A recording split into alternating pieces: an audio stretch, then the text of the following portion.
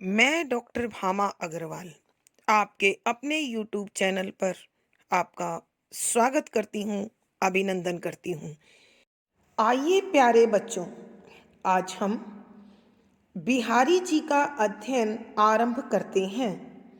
बिहारी जी की यश का आधार उनकी एकमात्र पुस्तक जो हमें प्राप्त होती है वो बिहारी सतसई है, जिसमें उन्होंने 713 दोहे लिखे हैं और उनके दोहों के लिए अत्यंत प्रसिद्ध पंक्तियां हैं। सतसैया के दोहरे जो नावक के तीर, देखन में छोटे लगें बेंधे सकल शरीर।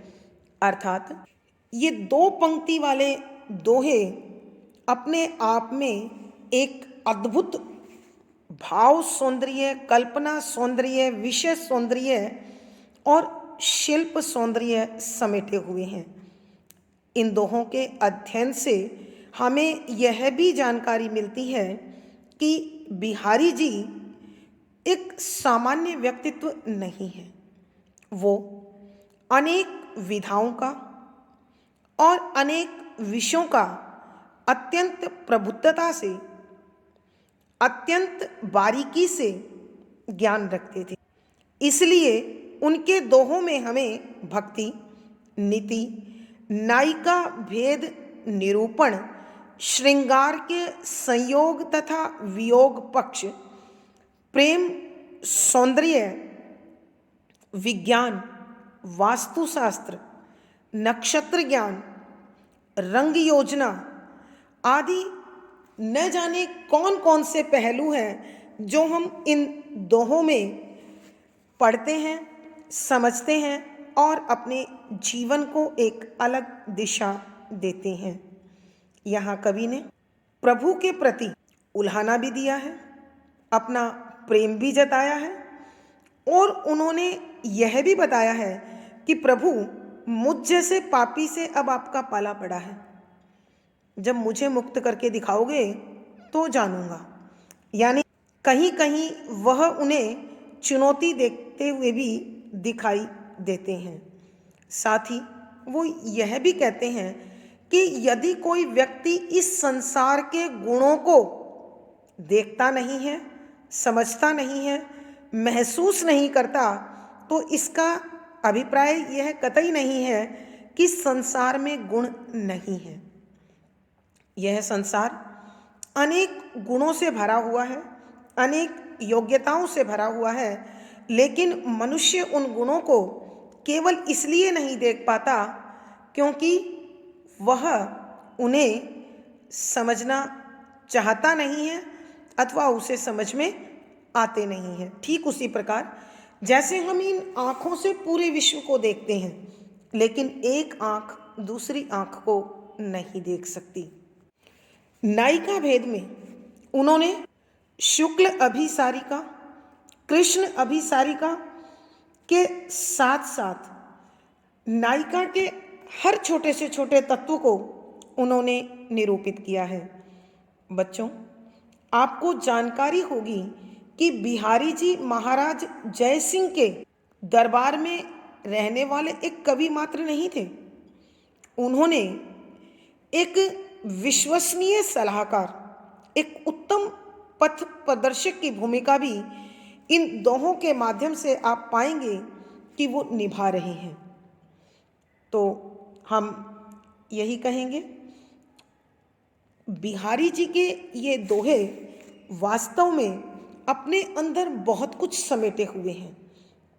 हम उनमें सृष्टि का लगभग या अधिकांश प्रकार का प्रयोग, भाव सौंदर्य, ज्ञान, विज्ञान आदि यहाँ देखेंगे, समझेंगे और हमें महसूस होगा कि वह एक ऐसे व्यक्तित्व हैं जिन्होंने अपनी लेखनी विविध विषयों पर चलाई और लगभग मानव जीवन के अधिकांश पहलुओं को उकेर कर मानव मात्र का पथ प्रदर्शन किया, उनके जीवन को आलोकित किया।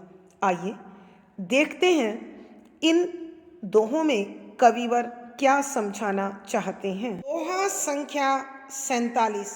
सुनत पथिक मुँह माहनिस, चलती लुवई उही गाम, बिन बूझे बिनु ही कहे, जियती बिचारी बाम। प्रसंग।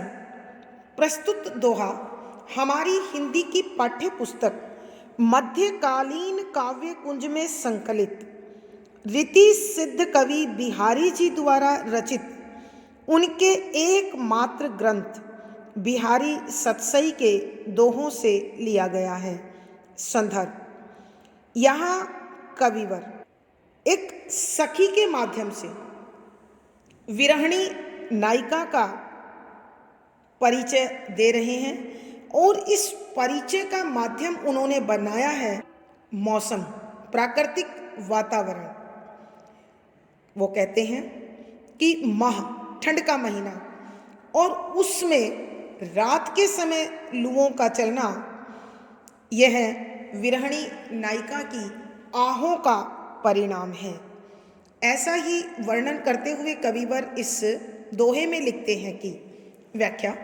पहले शब्दों के अर्थ। सुनत सुना है, पथिक यात्री, मुंह मुंह से, माह के महीने में, निश रात्रि, चलती चल रही हैं, लुएं गर्म हवाएं, उही उस गाम गाँव में, बिन बिना बूझे पूछे, बिनु बिना ही कहे बताए, पता चल रहा है, जियती जीवित है, बिचारी विरहणी नायिका जो अपने प्रियतम से बिछड़ी हुई है, बाम स्त्री, महिला, नारी।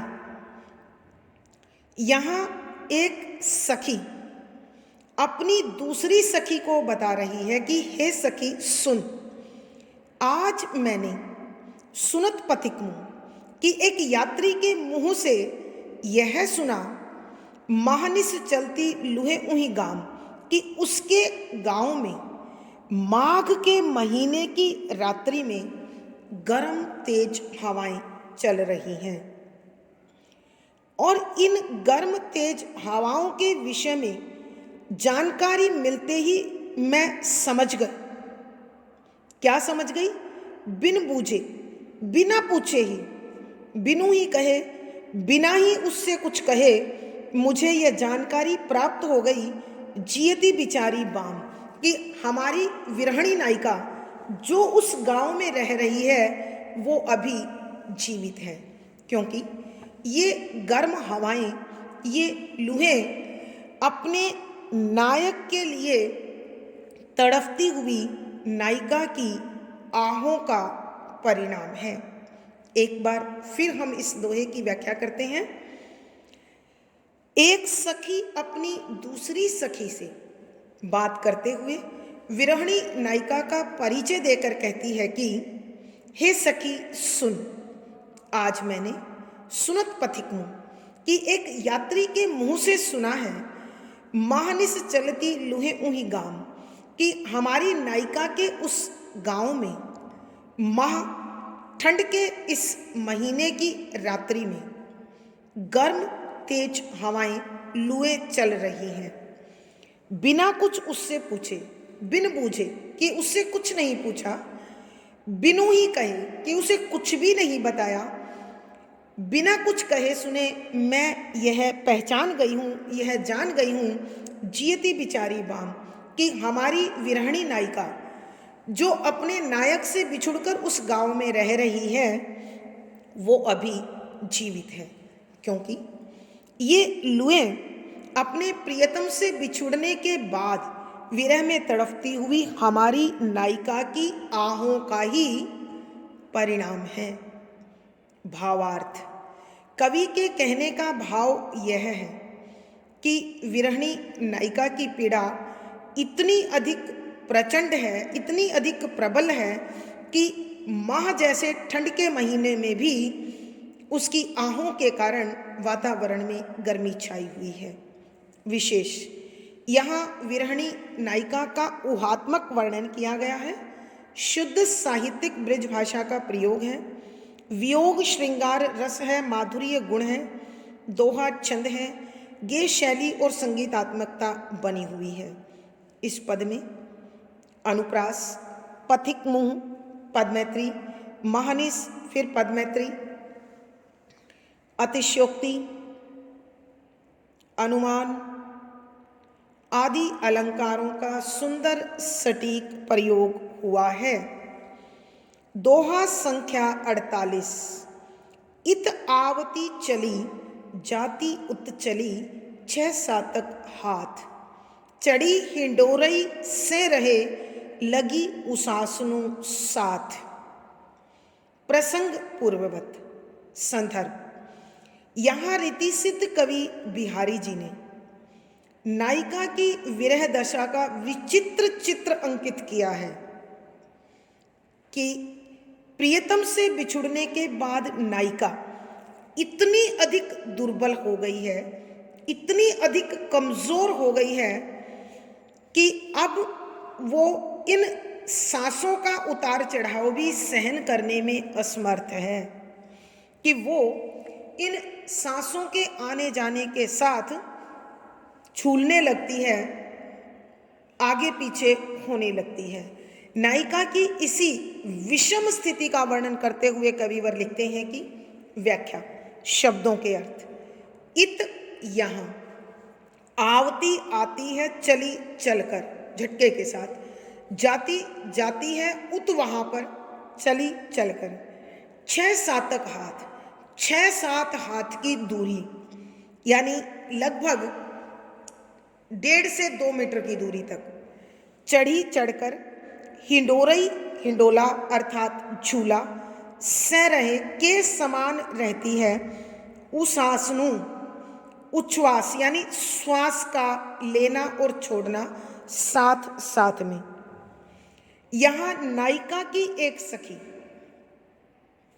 अपनी दूसरी सखी को नायिका की विरह दशा का वर्णन करते हुए कहती है कि हे सखी सुन, हमारी नायिका तो अपने प्रियतम से बिछुड़कर, नायक से बिछुड़कर इतनी अधिक दुबली, इतनी अधिक कमजोर हो गई है कि वो सांस तक स्थिरता से नहीं ले पाती है, कि जब वो सांस लेती है, उसके जो सांस लेने और छोड़ने की क्रिया है, श्वास चक्र है, उसमें जब सांस आता है तो वे 1.5 से 2 मीटर की दूरी, 6 से 7 हाथ की दूरी हमारी ओर आ जाती है, और जब उसके शरीर से वो सांस निकलता है तो इसी प्रकार इतनी दूरी तक वो पीछे की ओर चली जाती है। यही कारण है कि सांसों के आने जाने की इस क्रिया के कारण वो ऐसे आगे पीछे झूलती है मानो सांसों के झूले पर झूल रही हो। एक बार फिर बच्चों हम इस दोहे की व्याख्या करते हैं। नायिका की एक सखी अपनी सखी से नायिका की विरह दशा के कारण होने वाली दुर्बलता, कमजोरी का वर्णन करते हुए कहती है कि हे सखी सुन, हमारी नायिका तो अपने नायक से बिछुड़ने के बाद इतनी अधिक दुर्बल, इतनी अधिक कमजोर हो गई है कि जब वह सांस लेती और छोड़ती है तो 6-7 हाथ आगे आती है और सांस छोड़ते हुए फिर 6-7 हाथ पीछे जाती है। ऐसा लगता है कि सांसों के लेने और छोड़ने की इस क्रिया के कारण उसका जो यह शरीर 6-7 हाथ आगे जाता है और पीछे जाता है, उससे ऐसा प्रतीत होता है मानो वो सांसों के झूले पर झूला झूल रही हो। अर्थात नायिका अत्यधिक कमजोर है और वो सामान्य सी क्रिया का भी दोहन पालन नहीं कर पा रही है। भावार्थ। कवि के कहने का भाव यह है कि नायक के विरह में तड़पती हुई नायिका अत्यधिक कमजोर हो गई है। विशेष यहाँ कवि की कल्पना बड़ी विशिष्ट भाव के साथ है। शुद्ध साहित्यिक ब्रज भाषा का प्रयोग है। वियोग श्रृंगार रस माधुर्य गुण है। दोहा छंद गेय शैली और संगीतात्मकता है। यहाँ अनुप्रास, अतिशयोक्ति, रूपक, उत्प्रेक्षा आदि अलंकारों का सुंदर सटीक प्रयोग हुआ है। दोहा संख्या 49। पिए के ध्यान गही गही, रही वही हवे नारी, आपु आपु ही आरसी, लखी रीझती रिझवारी। प्रसंग पूर्ववत। संदर्भ, यहाँ रीति सिद्ध कवि ने एक मुग्धा नायिका का वर्णन किया है। अब बच्चों ध्यान दें, मुग्धा क्या होता है? मुग्धा नायिका वो होती है जो अपने नायक के प्रेम भाव में इतनी अधिक खो जाती है कि अपने आप को नायक की दृष्टि से देखती है। और कभी कभी तो भाव इतने गहन हो जाते हैं, इतने अधिक कल्पनाशील हो जाती है कि वो छवि अपनी देखती है और दिखाई नायक देता है। तो ऐसी ही मुग्धा नायिका का वर्णन यहाँ कविवर कर रहे हैं। कवि बता रहे हैं कि नायिका एक दर्पण में अपनी छवि देख रही है और उस छवि में उसे अपनी नहीं, अपने प्रियतम की छवि दिखाई दे रही है और अपने इसी प्रकार के भावों को अपनी सखी के साथ वो बांट रही है, बता रही है। व्याख्या। पहले शब्दों के अर्थ। पिय प्रियतम, का ध्यान ध्यान, गही ग्रहण करके, गही दोबारा, प्राप्त कर लिया, रही रही है, वही उसी, प्रियतम हवई बनकर, नारी नायिका, आपू आपू ही आरसी, आपू खुद अपने आप, ही आरसी दर्पण, लखी देखकर, रीझती मोहित हो जाती है, रिझवारी रीझने वाली। यहाँ नायिका अपनी सखी को बता रही है कि हे सखी सुन,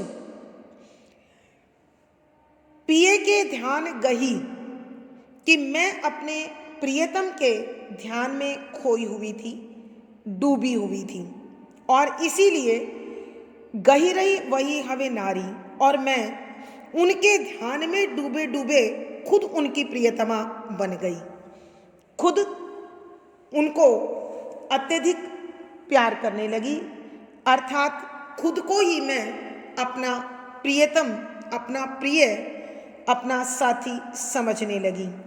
आपू आपू ही आरसी लखी रीझती रिझवारी, कि आज जब मैं स्वयं अपने ही प्रतिबिंब को दर्पण में देख रही थी, शीशे में निहार रही थी, तो खुद न दिखकर मुझे मेरे प्रियतम दिखाई दे रहे थे और मैं उनकी सुंदरता पर मोहित हो गई। एक बार फिर बच्चों हम इस दोहे की व्याख्या करते हैं कि नायिका अपनी अतरंग सखी को बता रही है कि आज जब मैं दर्पण देख रही थी तो अपने प्रियतम के ध्यान में डूबी हुई थी और इस ध्यान में डूबे डूबे मुझे दर्पण में अपनी छवि दिखाई देने की बजाय मेरे प्रियतम की छवि दिखाई देने लगी और मैं उनकी प्रियतमा बन गई, उनकी प्रेमिका बन गई और इस प्रकार उनकी छवि को देखकर मैं उस पर मोहित होती चली गई। भावार्थ। कवि के कहने का भाव यह है कि प्रेमी हृदय सब जगह, हर तत्व में अपने प्रेमी के दर्शन करता है। विशेष, यहाँ मुग्धा नायिका अपने नायक के प्रेम में डूबी हुई है। शुद्ध साहित्यिक ब्रज भाषा का प्रयोग है, वियोग श्रृंगार है, माधुर्य रस है, दोहा छंद गेय शैली और संगीतात्मकता है। यहाँ अनुप्रास, यमक, पुनरुक्ति प्रकाश आदि अलंकारों का सुंदर सटीक प्रयोग हुआ है। दोहा संख्या 50। भाव ये ऐसो ही समयो जहाँ सुखद दुख देत, चैत चांद की चांदनी डारती किए अचेत। प्रसंग पूर्ववत। संदर्भ।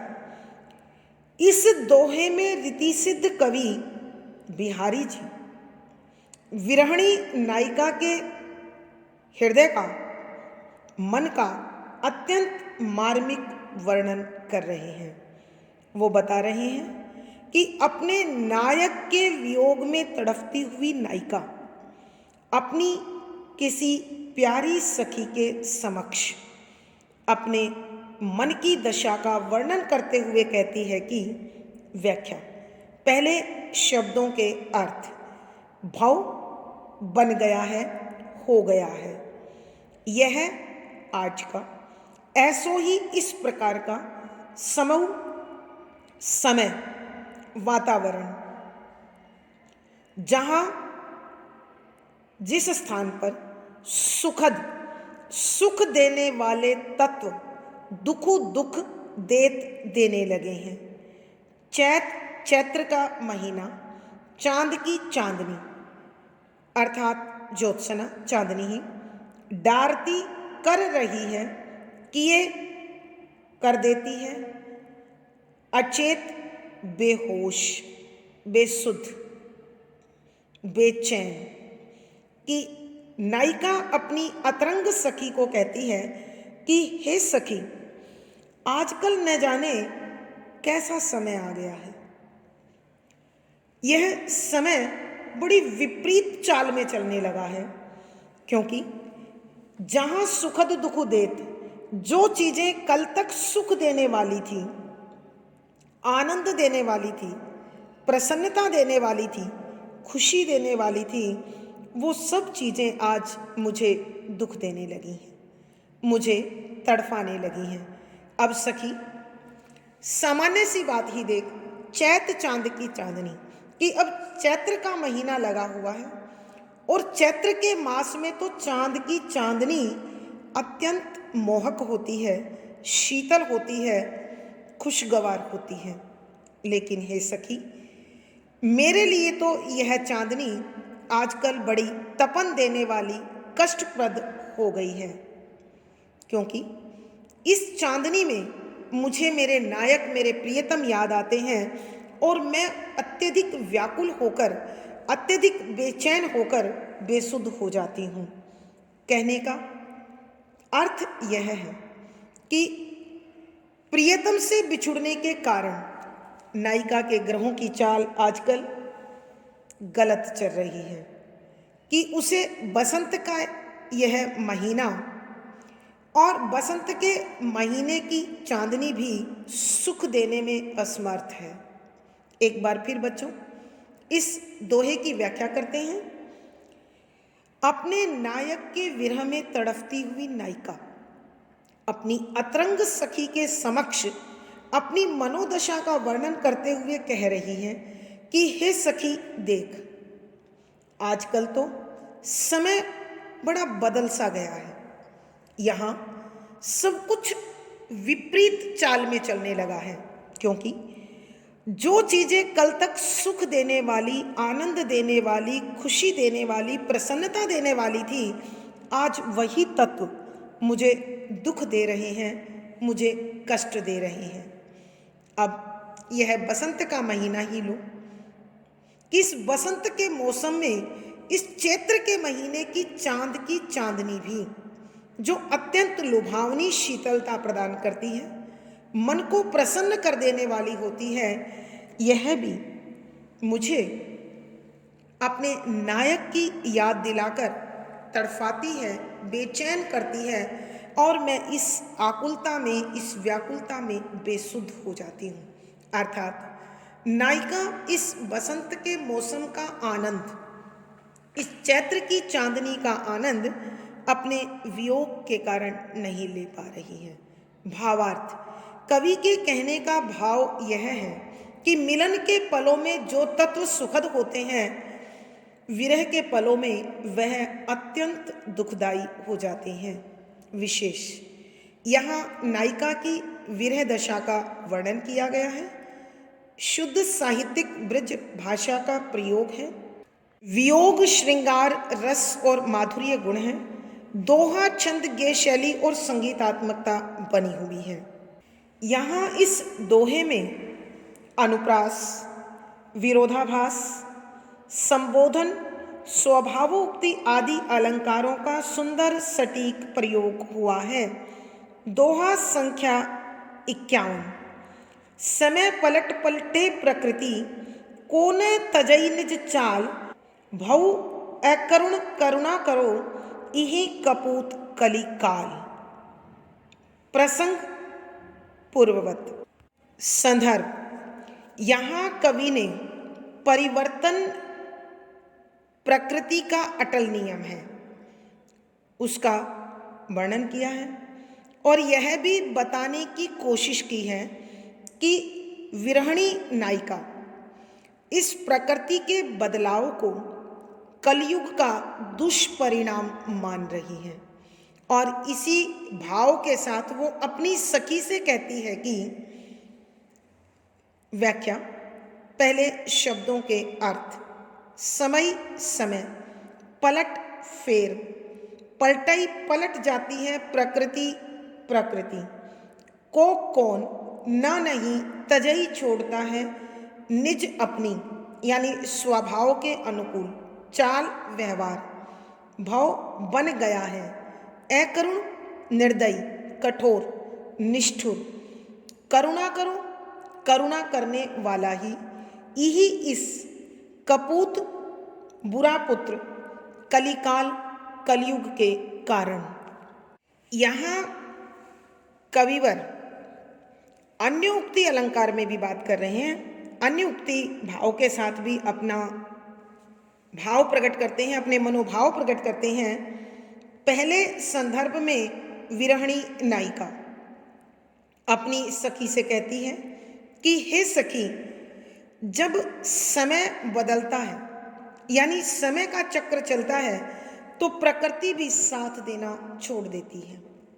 कौन तजे निज चाल, कि संसार में कौन है जो अपना व्यवहार नहीं बदलता, अपनी चाल नहीं बदलता।